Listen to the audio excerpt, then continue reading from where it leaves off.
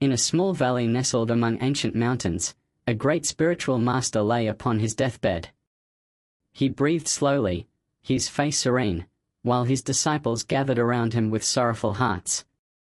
They sat in utter silence, longing to hear the final words from the man who had guided their lives with wisdom, compassion, and light.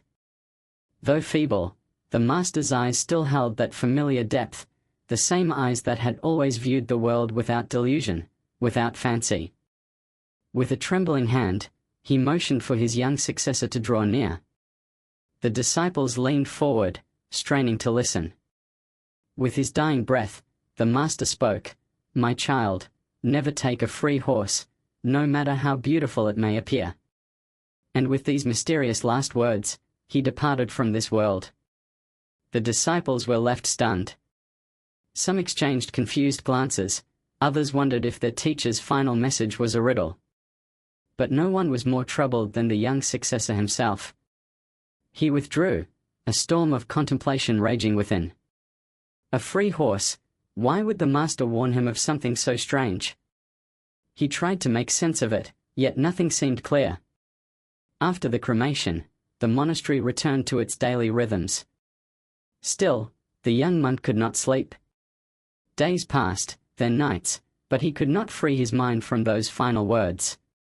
One evening, as the sun dipped behind the mountains and the sky turned gold, the wisest elder of the monastery, a man of calm and deep wisdom, approached the troubled successor. "You seem troubled, my child," the old monk said gently. "What weighs upon your heart?" The young monk replied, "Before he left, the master told me something I cannot understand. He said never to take a free horse. There must be meaning behind it, but I cannot see what." The old monk offered a sad, knowing smile. "So he finally shared that lesson," he said. "Sit with me. You deserve to know the truth." They sat together on a stone bench beneath an ancient banyan tree. The night air was soft, as if the world itself was listening. And there, the old monk began a story the young successor had never heard. Many years ago, the elder recalled, before he was a master, your teacher was a young wanderer seeking truth. He had left behind home, comfort, and attachment, traveling barefoot and free.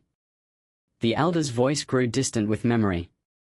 One day, passing through a village market, he saw a merchant whose cart had broken. The young seeker helped him lift the load and repair the wheel. The merchant was deeply grateful, so much so that he insisted on offering a gift. That gift was a horse, the most beautiful the seeker had ever seen, white as moonlight, tall and strong. "This horse will carry you on your journey," the merchant said. "Please accept it as my thanks." At first, the seeker refused, but the villagers urged him on. Children cheered, elders called it a blessing, women spoke of fate. Finally, he accepted. And that, the old monk said, was the turning point of his life. What seemed like kindness became a trap. The horse was indeed a blessing at first, carrying the seeker swiftly through forests, across rivers, over mountains. But soon, troubles arose. The horse required feeding, fresh grass and grain. The seeker had to stop often to tend to it. It needed shelter, so villagers built a small stable, which then required upkeep, tools, and repairs. The horse needed a groom, medicine, grazing land. To meet these needs, the young seeker began teaching spiritual lessons for a fee. What began as necessity slowly grew. The villagers no longer saw him as a simple seeker, but as a teacher, a man of stature, a man with a horse. Without realizing it, his simple life had transformed. He acquired land, then helpers, then students, then admirers, then ego. The horse meant to carry him onward, the elder explained, had instead led him astray. Years passed. The seeker seldom meditated, seldom walked, seldom sat in silence.